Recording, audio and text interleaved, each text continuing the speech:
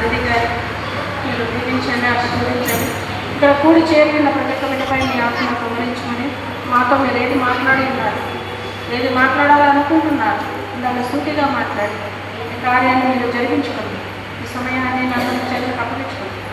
ఈ వీళ్ళందరికీ వినగల మనసును గ్రహించిన హృదయాన్ని దయచి సమయాన్ని మీ చేతులకు అప్పగించుకోండి. నన్ను మీ చేతులకు అప్పగించుకోండి. మీరు మాట్లాడాలనుకుంటున్నారు వేసినామని ప్రార్థిస్తున్నాను తండ్రి. ఆమేన్. ఇక్కడ లూకాసు వార్త 9వ అధ్యాయము 23, 24, 27. అయితే ఈ వాక్యాన్ని ధ్యానించడానికి ముందు మనం లూకాసు వార్త 9వ అధ్యాయము 1 నుండి 6 వచనాలు మనం గమనిస్తే అక్కడ ఆయన 12 మంది శిష్యులను పిలిచి సమస్తమైన దయ్యముల మీదను శక్తిని, అధికారమును, రోగమును స్వస్థపరచు వరమును వారికి అనుగ్రహించి దేవుని రాజ్యమును ప్రకటించుటకును రోగులను స్వస్థపరచుటకును వారిని పంపెను. వీరికి అధికారం ఇచ్చాడు. ఏమని అధికారం ఇచ్చాడు? దయ్యముల మీద శక్తినిచ్చాడు, రోగములను స్వస్థపరచు వరాన్ని కూడా ఇచ్చాడు. ఇంకా ఏం చెప్పాడు? దేవుని రాజ్యమును ప్రకటించుటకును రోగులను స్వస్థపరచుటకును వారిని పంపాడు. దేవుని రాజ్యాన్ని ప్రకటించాలి, రోగులను స్వస్థపరచాలి. అయితే ఇంక 18వ వచనం చూడండి. ఒకప్పుడు ఆయన ఒంటరిగా ప్రార్థన చేయుచుండగా ఆయన శిష్యులు ఆయన యొద్ద ఉండిరి. నేను ఎవరినని జన సమూహంలో చెప్పుకొనుచున్నారని ఆయన వారిని అడగగా వారు బాప్తిస్మమిచ్చు యోహాననియు, కొందరు ఏలియా అనియు, కొందరు పూర్వకాలపు ప్రవక్త ఒకరు లేచిననియు చెప్పుకొనుచున్నారని. అందుకు ఆయన మీరైతే నేనెవడినని చెప్పుకొనుచున్నారని వారిని అడుగుగా పేతురు నీవు దేవుని క్రీస్తువని. ఆయన ఇది ఎవరితోనే చెప్పవద్దనని వారికి ఖండితంగా ఆజ్ఞాపించి మనుష్య కుమారుడు బహుశ్రమలు పొంది పెద్దల చేతను, ప్రధాన యాజకుల చేతను, శాస్త్రుల చేతను విసర్జింపబడి చంపబడి 3వ దినమున లేచుట అగత్యమని చెప్పాను. ఇది శిష్యులకు యేసుక్రీస్తు వారికి మధ్య జరుగుతున్నటువంటి సంభాషణ. ఆయన ఏమంటున్నాడు? బయట ఏం చెప్పుకుంటున్నారంటే బాప్తిస్మం ఇచ్చి యోహాననియో ఏలియా అనియో చెప్పుకుంటున్నారంటున్నారు. మరి మీరేం చెప్పుకుంటున్నారంటే ప్రభు అయిన క్రీస్తు అని చెప్తే మీరు ఎక్కడ చెప్పవద్దు ఈ విషయము అని చెప్పి వాళ్ళకి ఖండితంగా చెప్పాడు. అయితే ఈరోజు మనతో ఏం మాట్లాడుతున్నారు చూడండి. 23వ వచనం. మరియు ఆయన అందరితో ఇట్లనేను, అంటే అందరితో అంటే అక్కడ ఉన్న శిష్యులందరితో ఇట్లనేను ఏమన్నాడు? ఎవరైనా నన్ను వెంబడింపగోరిని అలా తను తాను ఉపేక్షించుకొని ప్రతి దినము తన సిలువను ఎత్తుకొని నన్ను వెంబడింపగలను. ఉపేక్షించుకొని అంటే అర్పించుకొని, తగ్గించుకొని. యేసుక్రీస్తు వారు ఆయన ఏ విధంగా ఉపేక్షించుకున్నాడో మనం చూస్తే మనల్ని మనం ఏ విధంగా ఉపేక్షించుకోవాలో అర్థమవుతుంది. హెబ్రీ పత్రిక 10వ అధ్యాయము 7వ వచనం చూడండి.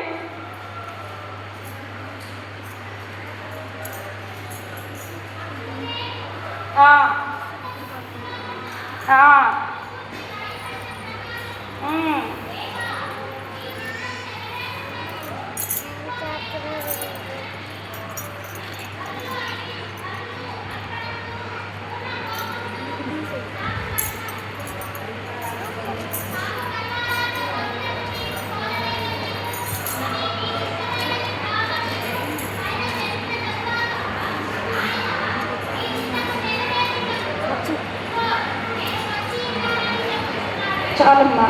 ఇక్కడ గ్రంథము చుట్టలో రాయబడినది. ఏం రాయబడింది గ్రంథము చుట్టలో? వ్రాయబడిన ప్రకారము దేవ నీ చిత్తము నెరవేర్చుటకు ఇదిగో నేను వచ్చి ఉన్నాను. దేవుని చిత్తాన్ని నెరవేర్చడానికి ప్రభు అయిన యేసుక్రీస్తు వారు వచ్చారు. ఆయన చిత్తం ఏమిటి అంటే ఈ పూర్ణ హోమములు ఇవేవి కూడా సంపూర్ణ సిద్ధి కలుగజేయట్లేదు. ఆరాధకునికి సంపూర్ణ సిద్ధి కలుగజేయట్లేదు. కాబట్టి సంపూర్ణ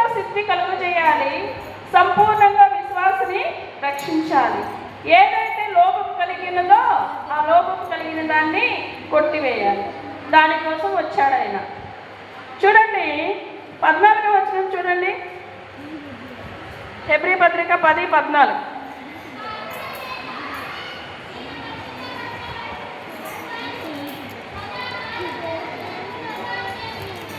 చాలు, ఒక్క అర్పణ చేత ఈయన పరిశుద్ధపరచబడి వారిని సదాకాలమునకు సంపూర్ణులుగా చేసి ఉన్నాడు. లోకంలో దేవతలు ఉన్నారు, దేవుళ్ళు అనబడిన వాళ్ళు ఉన్నారు, పూర్ణ హోమములు ఉన్నాయి,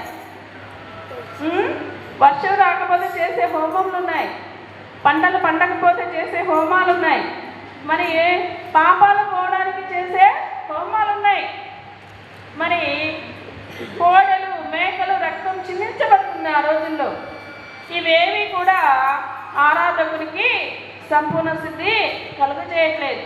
యాజకులు మారుతున్నారు, యాజక ధర్మం మారుతుంది, మరి ఆ యాజకులు తమ కోసం బలి జరిగించుకుంటున్నారు, మళ్ళా ప్రజల పాపాలు పోవడం కోసం బలి జరిగిస్తున్నారు, అయినా కానీ సంపూర్ణత లేదు.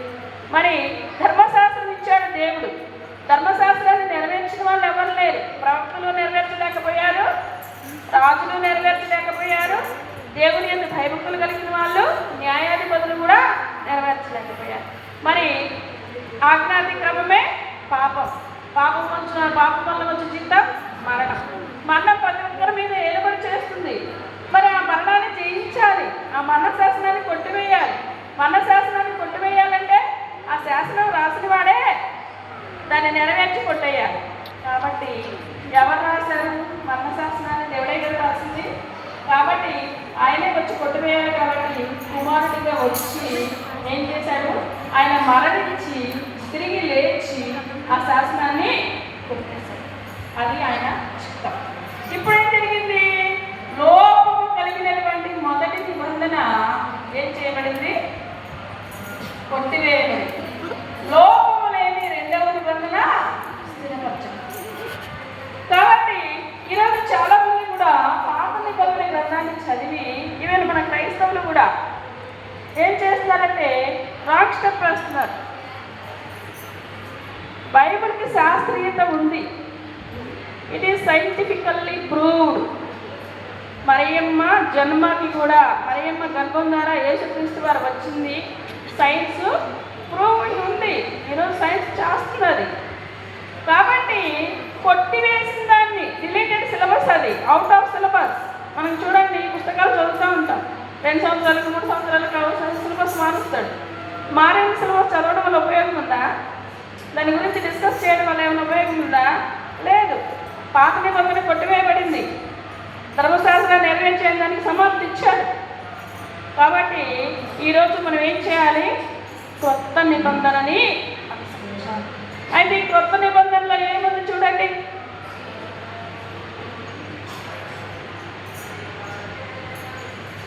రోమపత్రిక 11వ అధ్యాయము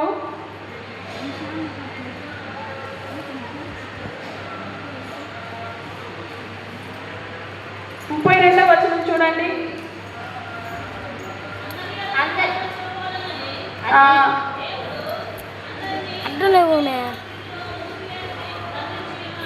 చాలమ్మా. అందరి ఎడల కరుణ చూపవలనని దేవుడు అందరినీ అవిధేయత స్థితిలో మూసివేసి బంధించున్నాడు. కాబట్టి సిలువ మరణం అనేది భయంకరమైన మరణం. అది ఎవరికి ఇస్తాడంటే, బందిపోటు దొంగలు భయంకరమైన క్రూర పాపం చేస్తున్నారు చూసారా, వాళ్ళకి విధించే శిక్ష. మరి ఈయనకి ఎందుకు విధించారు? ఎందుకు విధించారు అంటే, ఎవరు కూడా సమర్థత లేరు, ఆ శాసనాన్ని నెరవేర్చగలిగిన సమర్థత ఎవరు లేరు. కాబట్టి ఆ పాపం మొత్తం పాత నిబంధన కాలంలో జరిగిన అపరాధములన్నిటి నుంచి, మీరు హెబ్రీ పత్రిక 9, 15, 16 చదవండి ఒకసారి. హెబ్రీ పత్రిక 9, 15, 16. మొదటి నిబంధన కాలంలో జరిగిన అపరాధములన్నిటి నుంచి విడుదల రావడం కోసం ఆయన ఏమయ్యాడు? తను తాను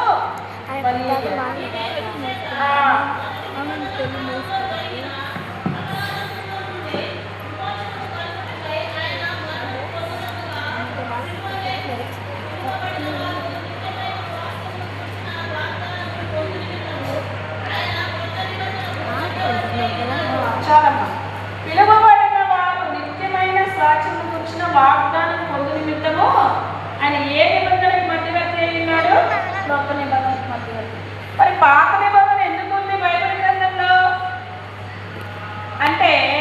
పాత నిబంధన ఇట్ ఈస్ రెఫరెన్స్ బుక్. మనము పుస్తకం చదివేటప్పుడు మనకి అర్థం కాని లైబ్రరీలో రెఫరెన్స్ బుక్ చూస్తుంటాం కదా, అలాగే ఆదాము అంటే ఎవరో తెలియాలి, దావీదు అంటే ఎవరో తెలియాలి, సృష్టి ఏ విధంగా జరిగిందో తెలియాలి. కాబట్టి మనకి ఎంతవరకు అవసరమో అంతవరకు రాయించి పెట్టాడు. బైబిల్ పూర్తిగా ఇది కాదమ్మా, ఇంకా బైబిల్ ఉంది. మనకి ఎంతవరకు అవసరమో అంతవరకు రాసి పెట్టాడు. ఒకవేళ నీకు దీంట్లో ఏదైనా అర్థం కాక నీకు రిఫరెన్స్ అవసరమైన నువ్వు ఆయన దగ్గర కూర్చుంటే ఇంకా పెద్ద గ్రంథం ఉంది, దాని గురించి చూపిస్తాడు. కాబట్టి ఎవరు కూడా మోసపోకుండా ఉండటం కోసం ఈరోజు ఆయన మనతో ఏం చెప్తుందంటే లూకాసు వార్త 9:23 చూడండి, మళ్ళీ ఒకసారి చదవండి.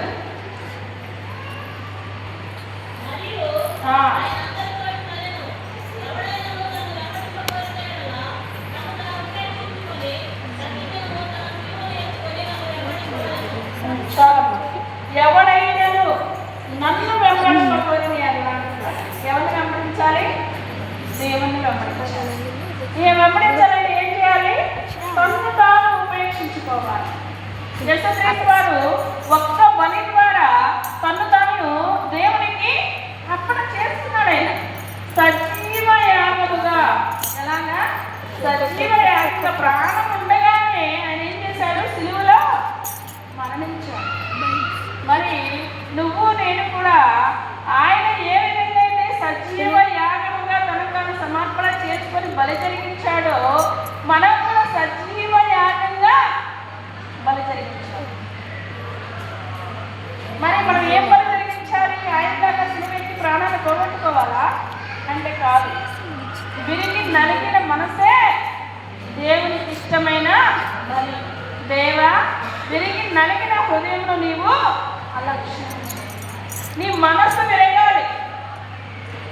నీ మనసు ఎప్పుడైతే విరుగుతుందో అప్పుడు నీకు ఇంకా వేరే వాటి మీద కోరికలు తగ్గిపోతాయి. ఆటోమేటిక్గా నిన్ను నువ్వు ఉపేక్షించుకుంటావు. అప్పుడు నువ్వు ఆయన సిలువను ఎత్తుకుంటావు. ఆయన సిలువ ఎందుకు ఎత్తుకున్నాడు? తండ్రి చిత్తాన్ని నెరవేర్చడానికి ఎత్తుకున్నాడు. రెండవది, ఇస్సాకుకు ప్రతిగా బలి అయ్యాడు. ఆదిలో వధింపబడిన గొర్రె పిల్ల, అనాదిలో వధింపబడిన గొర్రె పిల్ల. ఇస్సాకుని బలివ్వమంటే అబ్రహాం తీసుకెళ్ళాడు. అక్కడ ఏం చేశాడు? బలించే టైంలో ఆగు అని చెప్పేసి మొదలో ఉన్న గొర్రెను బలించాడు. ఆ గొర్రె యొక్క ప్రతిగా ప్రతిగా గొర్రె. మరి అబ్రహాము దేవుని యొక్క స్నేహితుడు కాబట్టి తన కుమారుణ్ణి బలిగా